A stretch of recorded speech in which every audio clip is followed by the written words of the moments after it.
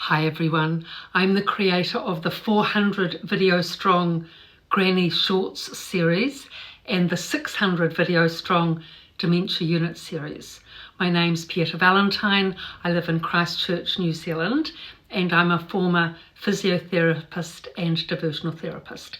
So after a good 1,000 videos, I thought it was time to tell you why it is that I've done this work. So dementia residents in dementia units don't have a voice. They're living in a contained environment and they've got no means of being able to communicate to the outside. So with the work that I did, they communicated to me and told me what it was that was important to them, and indeed what they felt was important for the people coming after them.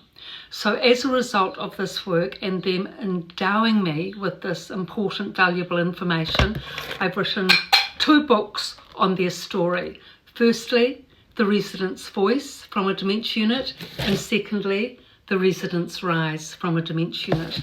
Now, with this first book, it's all about the dementia residents and the workshops with which we did, with them activating their intellect and all the achievements that they gained through that.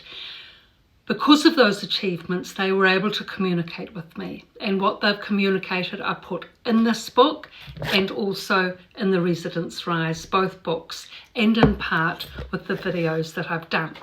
Now also in both books, at the back of both books, I've done tips and techniques, positive, practical tips and techniques for relatives. The Resident's Voice, namely, is really about for people that are about to go into a dementia unit. So everything you need to know with a friend or family member going into a dementia unit, of which there is a lot to learn. There's forms to fill out, there's the staff hierarchy to know, all the medical procedures, the medications, the clinical notes, how to work through that, how to prepare for doctors' meetings, how to orientate the dementia residents themselves, how to set up the room, etc. It really is so much to absorb and get to know in terms of someone going into a dementia unit, especially if you haven't worked in or are not familiar with a medical facility. So actually in the comments that I've had through all the video work I've done, one of the main comments has been, I wish I'd known all this before. And that is why I've written this book, so that you don't have to go through that arduous process of milling through all the information to try and find what it is that you need to know to help with, a family member, a partner going into a dementia unit.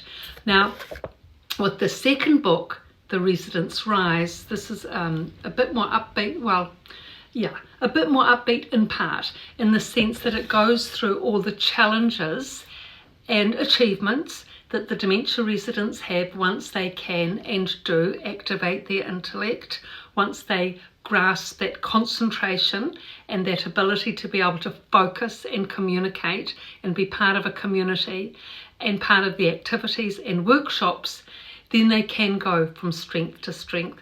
So the work, their voice is all written in the second book, The Resident's Rise. And how relatives can help with this work is enormous, and how they can help dementia residents. But it needs to come from the dementia residents' perspective, not so much what we think as professionals or relatives or friends, what's important, but the dementia residents themselves. And that is often so different to what it is that we might think is important for them. So for example, one of the things they really found difficult was being stranded, not being able to find their room, with the lack of direction orientation. If they couldn't find their room independently, then they were stuck in the lounge all day, because they'd only get to go to their rooms for toilet rounds if they needed it, when the carer took them to that, but generally they'd be brought back to their room, stuck in the same spot for the rest of the day. Whereas if they can independently find their own room, and there are means and ways of doing this, of which I've explained at length in both books and in the videos, if they can find their room, then they're in a position to be able to independently go to their room, either go to the bathroom, have a lie down and have a rest and a sleep, because it's a big long day in a dementia unit, really, up at 6 often, all day activities, no afternoon rest, and many of them in their 90s.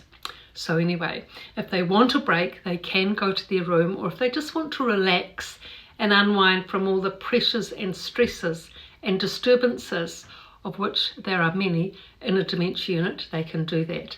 Whereas if they can't find their room because of direction orientation loss, which about 60% of dementia residents have on entry to dementia units, they're really in a very extremely difficult situation. In the lounge, with a lot of disturbances often going on, with no reprieve or respite. But if they have their room, and if their room is set up comfortably, with the comfortable chair, the heater in the winter if they need it, a view facing out so they can see, the garden or whichever view it is that's there for them. And if they've got comfortable warm bedding, all these things that I've mentioned in the videos, then they're in a good position to enjoy their little home. And that's what the room needs to be, set up like a little home, away from home, of course, and which they can relax in and have respite in. Because as they say, we are still thinking, we are still living, and we deserve a quality of life, which they do. But to have a quality of life, many steps need to be put into place. They can't be in a bare, cold, sterile room and unable to find it at that and have a quality of life. They need to find their room. They need to be able to have a comfortable situation and also a comfortable wardrobe and a diet which suits them. All the wardrobe, for example, needs to be comfortable and cozy and easy to put on in the morning, easy to take off at night. All the clothing, no tight buttons, stiff collars, belts and buckles don't work.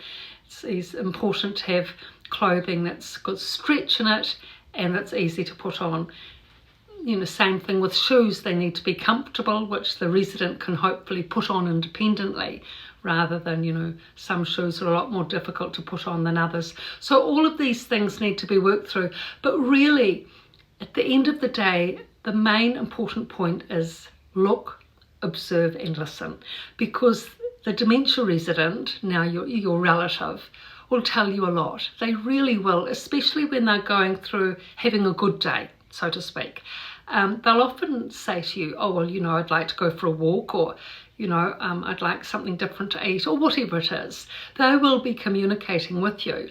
So it's important to pick up on those little points that they're saying, embellish it and ask them questions, ask them more questions, so that then you can bring out of them what it is they want and what it is that they'd like, and encourage them to focus and to concentrate and communicate. And once your relative gets used to this, it takes them a bit of orientating to get orientated to the fact that they do actually need to make an effort, which they, rather than just sitting in the chair, shut off and shut down, which so many are, they need to make an effort. They need to concentrate. They need to be with you, especially when you're making the effort with them, and talk them through it. Come on, mum, we're all trying hard for you. We're trying to make an effort so that you can have a nice life here. We've set up your room. You've got your comfortable favourite duvet and heater, your best comfy cozy chair. You've got a great view. The sun comes in each day, your north facing view. So you're in a good situation, but we need to know what else it is that you'd like to do. So if your mother says to you, oh, well, Dee, I'd like to get out walking more, fantastic. You can just organise a little routine with the family and get her out walking on a regular basis. And so, tease it out of her, what's important for her, and then get things structured and put in place to be able to have that there, so that she can have, or he can have, your father, a good quality of life. So this work, these books, as far as I know, are one of a kind. I don't know of any other books available where the dementia resident's perspective and voice of living in a dementia unit is voiced.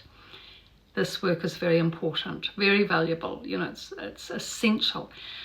and the residents want their voice to be heard so that other dementia residents in dementia units can have a better time of it than what they did. It's